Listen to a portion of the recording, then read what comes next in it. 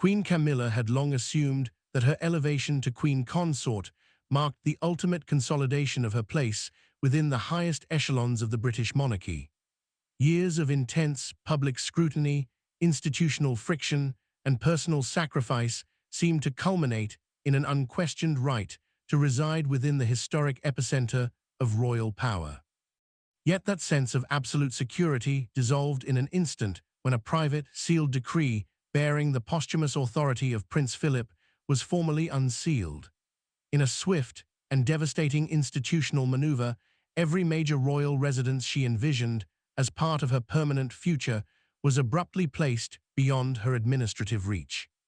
Buckingham Palace, Windsor Castle, Balmoral, and Sandringham were no longer sanctuaries over which she could exercise authority. The heavy gates of the Crown's most storied estates had been deliberately and permanently locked against her independent control. The unraveling began in the quiet confines of Clarence House, where Camilla sat motionless as her private secretary initiated the formal reading of the newly activated directive. Expecting a routine administrative update confirming the final clearance for her permanent residential suites at Windsor Castle, she was instead confronted with an unyielding legal reality.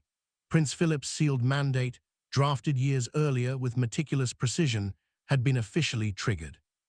The document explicitly stripped the Queen Consort of any inherent residential entitlements, permanent private suites, or autonomous household jurisdiction across all official Crown properties. To fully comprehend the weight of this directive, one must understand the fundamental constitutional boundary between private royal real estate and official Crown residences. Crown residences are not personal family dwellings that a reigning monarch can freely reassign or bestow upon a spouse out of personal affection. They are institutional assets held in trust for the working monarchy, the sovereign line, and the state.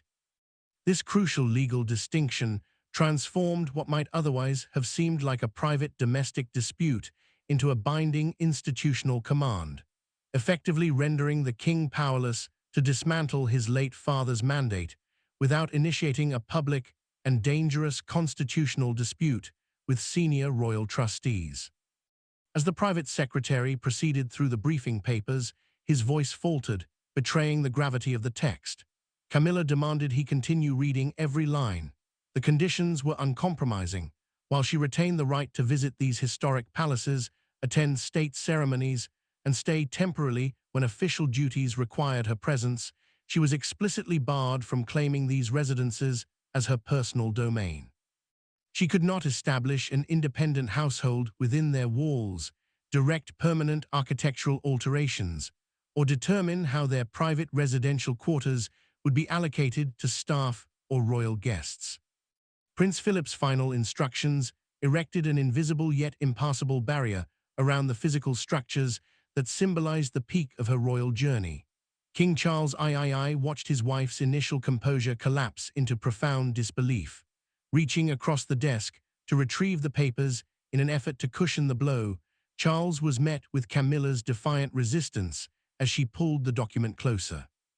Her immediate question hit the king with piercing clarity. How long had his father quietly orchestrated this structural containment?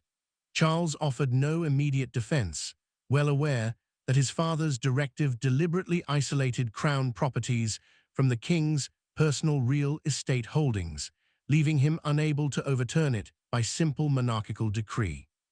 Beneath the formal legal prose on the final page lay a stark, handwritten codicil pennied directly by Prince Philip.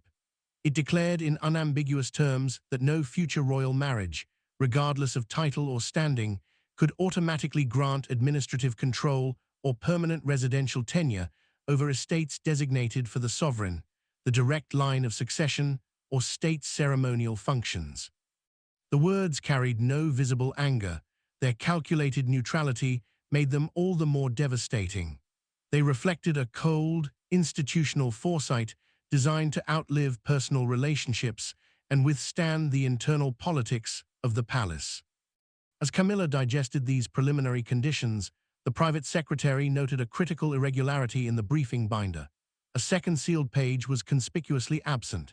This missing page carried an extraordinary security classification, its access restricted to a tight circle of just 3 individuals: King Charles, Princess Anne, and Prince William. Before the king could address the missing documentation or respond to his wife's demands for immediate answers, the office door opened. Princess Anne entered without knocking, placing a dark archival case onto the table while keeping one hand firmly rested on its lid. Camilla immediately asserted that the decree was unacceptable and would be overturned by royal authority. Princess Anne remained entirely unruffled, responding with quiet composure that her father had anticipated precisely such a reaction and had engineered the document to withstand it. Beyond the legal mechanisms, the immediate tragedy of the decree lay in its deeply human fallout.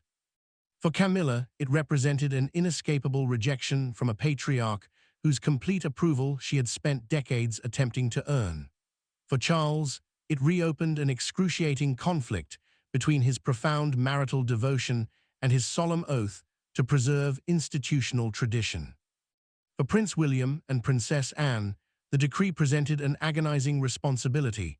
They were forced to choose between defending Prince Philip's final constitutional legacy or protecting the fragile personal dignity of the reigning king's wife. Standing in the tense quiet of the room, Camilla kept her focus fixed on the archival case. The realization sank in that while her title bestowed immense ceremonial prestige and global visibility, a definitive boundary had been drawn behind the closed doors of the royal household. She could represent the British crown on the world stage, yet remain effectively locked out of controlling the physical spaces where the administrative future of the dynasty would be shaped. Realizing the gravity of the situation, King Charles requested a moment alone with Camilla after the others stepped back. In the quiet that followed, she asked him directly whether he had known all along that his father harbored such profound distrust toward her long-term influence. Rather than meeting her gaze, the king meticulously adjusted the papers on the desk, ultimately admitting that Philip firmly believed physical properties were the ultimate safeguard for the monarchy's future. He explained that because crown estates belonged to the institution rather than the individual wearing the crown, he could not arbitrarily erase his father's conditions without compromising the trustees responsible for protecting the monarchy's long-term assets. Camilla listened to the legal explanation, but found no solace in its logic. She reminded Charles of the relentless public hostility she had endured at his side, the decades spent proving her steadfast loyalty to the crown, and the sacrifices made to support his path to the throne. To discover that, upon reaching the pinnacle of royal life, her presence within its historic walls was deemed merely conditional felt like an insurmountable betrayal. She asked if personal devotion held any genuine weight against the cold mechanics of the institution, a question to which Charles could offer no comforting reply. Observing the exchange, Prince William remained motionless, acutely aware of his father's distress, yet bound by the underlying logic of his grandfather's decree. William recalled a private, recorded conversation in which Prince Philip explicitly cautioned him that transient personal emotions must never be permitted to reshape permanent royal inheritance. The prince recognized the inherent severity of the moment, yet he equally understood the constitutional rationale. If a single reign could alter protected property rights to accommodate personal preferences, every future succession would risk becoming vulnerable to internal dispute and administrative instability. Princess Anne then unlatched the dark archival case to reveal the first hidden layer of enforcement built into the document. Prince Philip had formally designated his daughter as the primary guardian of the decree, charging her with the explicit duty to ensure that no amount of marital pressure, private bargaining, or emotional persuasion could weaken its terms. In this context, her role was that of a strict executor, a trustee bound to enforce the deceased duke's mandate long after he was gone. Anne made it clear to Camilla that this stewardship was not a privilege she had sought, but an inescapable obligation she had sworn to uphold prior to her father's passing. Beneath Princess Anne's signature on the document was that of Prince William. His explicit approval was legally required before Camilla could be granted even a single permanent private suite within any primary crown residence. The future king looked at his father, and Charles instantly recognized the tactical design of his father's strategy. Prince William had not been invited to witness this decision as a bystander. He had been deliberately woven into its legal machinery to ensure the interests of the future reign were protected. Attempting to find an administrative loophole, Camilla turned to the attached supporting schedules. Instead of finding flexibility, her attention was drawn to Princess Catherine's name, which appeared repeatedly across multiple protected residential clauses. The pattern was undeniable. Prince Philip's decree was not constructed solely to restrict Camilla's authority. It had been meticulously engineered to guarantee Catherine's future residential security long before any internal rivalry could compromise it. The origin of this restrictive mandate went back to a private incident at Windsor Castle that the palace had kept quiet for years.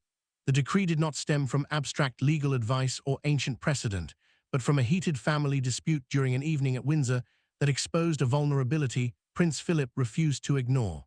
What others viewed as a temporary domestic argument became, in Philip's mind, a grave warning regarding the stability of the royal succession.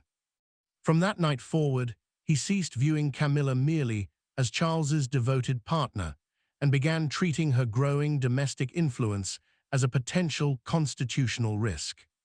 Prior to that evening, Philip had spent months reviewing how royal apartments, private offices, guest wings, and household management were reassigned during a transition of power.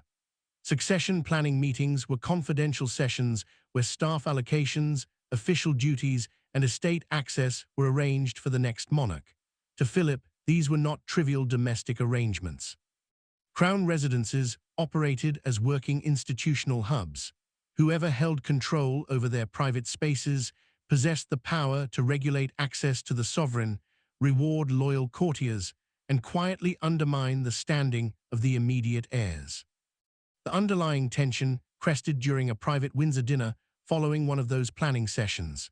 Camilla actively challenged a draft proposal that reserved a major residential apartment at Windsor for William, Catherine, and their young family. She argued that decisions regarding estate allocations should be deferred until Charles took the throne, asserting that his household should have full autonomy to distribute rooms as it saw fit. Calling the early reservation premature, she described the protected suites as unnecessary territory being claimed before the new reign had even officially begun. Prince Philip set his glass down and asked with measured calm whether she considered the direct heirs to be mere guests within their own family inheritance. Camilla responded that Charles had already sacrificed decades waiting for the throne and should not begin his reign constrained by conditions imposed by the previous generation. She maintained that the incoming king deserved complete freedom to establish his household without being shadowed by outdated restrictions. Throughout this exchange, Catherine remained silent, but her posture spoke volumes as she quietly adjusted her seating away from the table. Prince Philip noted the reaction, just as he observed William glance protectively toward his wife before lowering his eyes, choosing not to turn a family dinner into an open confrontation with his father. That subtle moment convinced Philip that the dispute was no longer about physical rooms. It was about whether the security and standing of the direct line of succession could ever be made contingent upon the permission of an incoming consort. Later that night, Philip summoned a trusted private secretary and dictated the foundational clause of the confidential decree. Preserved within his private papers, the order stated unequivocally that no consort outside the direct line of succession could displace, restrict, or impose conditions upon the residential rights of an heir. A consort held symbolic and ceremonial prominence, but possessed no inherent claim to the direct constitutional line that inherited the realm.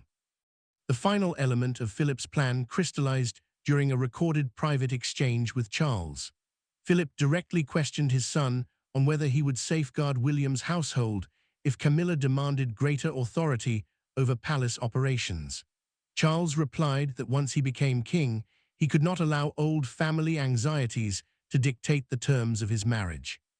Sensing a troubling shift in priorities, Philip expanded the residential restrictions before dawn, broadening the mandate from a single Windsor suite to encompass every primary crown property in the kingdom. Years later, those exact restrictions returned to Windsor, with Camilla now sitting across from the designated guardians appointed to enforce them. The confrontation was intense and deeply personal. Inside a closed conference room at Windsor, Camilla faced Princess Anne and Prince William with the unsealed decree spread out between them. There were no press officers, no senior aides, and no polished palace statements, only 4 chairs, an unexecuted response, and years of unresolved tension. Camilla pushed the document away, accusing Anne and William of leveraging a deceased patriarch's authority to publicly humiliate her. The atmosphere in the room grew increasingly tense. This meeting would determine whether she would accept a restricted, guest-like status within Crown properties or launch a formal challenge through the Royal Household's Property Council, the body governing the allocation and official use of royal buildings. A formal legal challenge carried immense risk.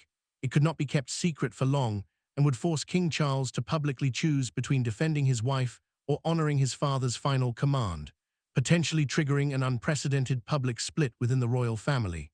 Turning to William, Camilla argued that refusing to grant an exception would hurt Charles more than anyone, forcing the king to watch his wife be treated like a temporary visitor inside the very palaces of his reign.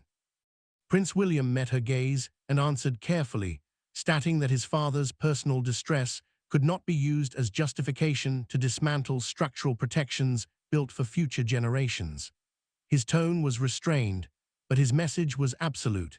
He was not acting out of personal animosity, but out of a duty to prioritize the long-term integrity of the crown over immediate emotional considerations. When Camilla asserted that Prince Philip had never truly understood the requirements of the modern monarchy, Princess Anne moved closer. She replied that her father understood the institution well enough to anticipate every person sitting at that table, every argument that would be raised, and every pressure that would be exerted on Charles. Her calm demeanor only underscored the finality of her words. Neither she nor William personally owned the estates, but the decree invested them with the absolute legal authority to grant or deny exceptions, positioning them directly between the Queen Consort and the residences she sought to manage. Demanding to see the missing second page, Camilla watched as Anne unlocked the archival case and withdrew the sealed addendum. The first hidden condition was uncompromising. Any active attempt to pressure the reigning monarch into overriding the decree would automatically trigger even stricter operational limits. The harder she pushed Charles to intervene, the more her administrative freedom would be curtailed. The second condition struck directly at her institutional influence. Camilla was explicitly barred from directing structural renovations, approving senior household appointments, or allocating private rooms within Buckingham Palace, Windsor Castle, Balmoral, or Sandringham without prior written authorization from the guardians.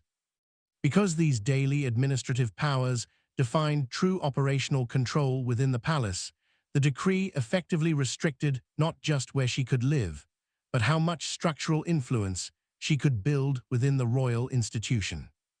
As voices finally rose, Camilla accused them of transforming Philip's personal anxieties into an institutional punishment. William countered that the order existed precisely because past warnings had been ignored. Princess Anne closed the archival case, confirming that not a single word had been altered since her father's death. Moments later, King Charles entered the room. He looked at his son and asked if Philip had left a personal letter explaining why these restrictions had to be absolute, a message that would ultimately reveal that the true force behind the decree rested upon the future security of the crown itself. King Charles carried his father's private letter into a quiet side office to read its contents in isolation. While the document was not framed as a standard legal mandate, its written words possessed the weight of an unyielding institutional judgment. Behind these personal lines stood the comprehensive legal framework of the Crown estate, official household protocols, and binding residential undertakings executed before Prince Philip's death. These interconnected mechanisms dictated precisely who could occupy, manage, and exercise administrative authority within official royal properties. No single individual held the power to dismantle them. Only the unanimous agreement of all designated guardians could break the chain of enforcement. The king read through the letter twice before setting it down. Prince Philip had written candidly, expressing his profound fear that Charles's deep personal devotion to Camilla might cloud his judgment on matters regarding the succession, particularly when marital loyalty collided with the preservation of permanent royal assets. The accusation cut deeply, directly attacking the lifelong effort Charles had made to reconcile his private happiness with his public duties. He had fought for decades to integrate his marriage into his royal life, only for his father's final message to declare that love and dynastic duty could never be safely combined. Observing her brother's visual distress as he re-entered the room, Princess Anne allowed her sharp demeanor to soften slightly. She assured Charles that the decree had not been drafted to undermine his marriage or diminish his reign. Its sole purpose was to prevent the personal preferences of one reign from eroding the structural security required for the next. Anne stood as the guardian of institutional continuity, while Prince William represented the immediate interests of the future sovereign, the rights and protections belonging to the direct line of inheritance. Working together, their joint approval ensured that contemporary emotional pressures could not permanently compromise the administrative standing of the next king's household. Charles looked toward his son, but William stood his ground. The Prince of Wales recognized that his signature on the decree was far more than an administrative signature. It served as a vital protective barrier around Catherine and their children. Surrendering that authority to alleviate his father's immediate pain would mean establishing a dangerous precedent, signaling that long-term dynastic safeguards could be negotiated whenever personal pressure mounted. Princess Anne then unfolded the final page of Prince Philip's correspondence. Preserved within the royal archives, the late Duke had explicitly stated that Catherine must never be forced to rely on the goodwill of a previous consort to secure access to the residences where she would eventually serve alongside the sovereign. Camilla's name was omitted from the sentence, yet the implication was unmistakable. Compounding this stipulation was the activation of a dormant succession schedule, which granted Catherine immediate residential priority at both Windsor Castle and Buckingham Palace, the moment Prince William assumed expanded constitutional responsibilities. Designed to activate as the heir's official workload expanded, this schedule automatically secured necessary living quarters, administrative space, and staff access regardless of the Queen Consort's preferences. Camilla recognized the meaning of the sudden silence in the room. Prince Philip had not merely blocked her path to administrative control. He had permanently secured Catherine's future beyond the reach of any internal palace politics. Recognizing that launching a public challenge would force him into an impossible choice between his wife's personal standing and his son's protected inheritance, King Charles made his decision. When he finally spoke, the immediate consequence was delivered not through a formal press announcement, but through a simple, quiet gesture, a ring of keys handed over at the doors of Camilla's Windsor apartments. The surrender of those suites proceeded without fanfare or public ceremony, yet for Camilla, the quiet reality was absolute. The extensive residential quarters prepared for her at Windsor would never serve as her permanent household. Her dedicated staff were reassigned, her personal design plans halted, and any future overnight stays were made subject to official protocol approval. She had retained her exalted title, but the certainty of institutional belonging had been stripped away. Charles had resolved his course of action before the keys were surrendered. He would not challenge his father's decree.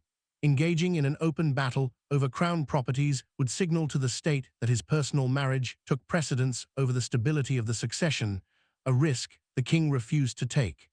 Crown residences remained institutional working assets dedicated to state continuity, not private property to be assigned by personal affection. By choosing non-intervention, the king protected the crown, leaving his wife to absorb the fallout. Inside her Windsor office, Camilla watched a household official pack away her detailed planning folders containing proposed room allocations, staff structures, and restoration schedules for her envisioned future. Once the official departed, her composure broke, the weight of a decades-long struggle culminating in a moment of sharp realization. She had survived public hostility, intense press intrusion, and years of institutional resistance, standing by Charles until she reached the throne. Yet this ultimate boundary had been drawn from within the royal family itself, reaching directly into the physical spaces where royal authority was exercised daily. Official notices were promptly issued to Camilla's dedicated staff, confirming that their positions could not be converted into permanent roles within primary crown properties. Lacking these official posts, the independent administrative network she aimed to build within the principal palaces collapsed before it could take root. Shortly thereafter, the private Balmoral suite she had earmarked for future seasonal stays was formally reassigned to William and Catherine for their family's official use, proving that the decree's provisions were actively reshaping internal palace operations. As Camilla prepared to leave Windsor, Catherine requested a private meeting, a face-to-face discussion without lawyers, guardians, or palace officials present. When they sat opposite each other, it was not an encounter between victor and vanquished, but a candid exchange between two women whose lives were inextricably tied to the same institution. Catherine had sought the meeting to prevent the decree from creating a permanent rift between Charles's current reign and William's future household. She recognized that while the decree secured her family's residential priority, allowing the public to view the outcome as a bitter, territorial triumph would inflict lasting damage on the monarchy. Camilla spoke first, expressing her deep hurt at seeing her decades of loyalty countered by a decree that built another's security at her expense. Catherine listened quietly before acknowledging that while she knew of the protective document's existence, she had not fully understood its absolute restrictions until it was formally unsealed. She explained that her primary concern had always been ensuring that her children's standing within the institution would remain secure and independent of shifting internal dynamics. Catherine then offered a meaningful compromise. She proposed actively supporting the creation of a fully secure, permanent private sanctuary for Camilla at one of King Charles's personally owned estates, a private haven entirely separate from the Crown estate, free from guardian oversight, and independent of the restrictions imposed by Philip's decree. While Camilla would not hold administrative sway over Windsor or Buckingham Palace, she would possess an absolute private home that no future administrative order could ever touch. Camilla did not pretend the hurt had vanished, but she accepted the reality of the boundary and agreed to cooperate on a unified public message to preserve family unity. The timing was critical, as news of the sealed decree had already begun to leak into the broader public sphere. By the following morning, media coverage framed the event as Prince Philip's final institutional intervention. Official palace statements confirmed that while Queen Camilla retained her full title, ceremonial duties, and public role, she held no independent administrative jurisdiction over principal crown properties. Broadcasters carefully explained the constitutional distinction between personal monarchical real estate and official crown estates held in trust for the nation. When Catherine and Camilla appeared together at a scheduled public engagement later that day, their unified presence sent a clear message of stability to the public. The conflict had been contained within palace walls, resolved not through open warfare, but through an quiet acceptance of institutional boundaries. Camilla did not overturn Prince Philip's decree, nor did she manage to claim ultimate authority over the historic palaces of the realm. The restrictions remained firm, legal, and permanent, yet her ultimate response was defined by dignity rather than resentment.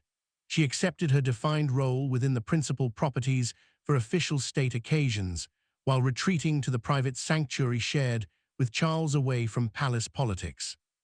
In accepting these hard constitutional limits, she ensured the stability of her husband's reign and demonstrated that within the working machinery of the British monarchy, the long-term preservation of the crown must always take precedence over personal ambition.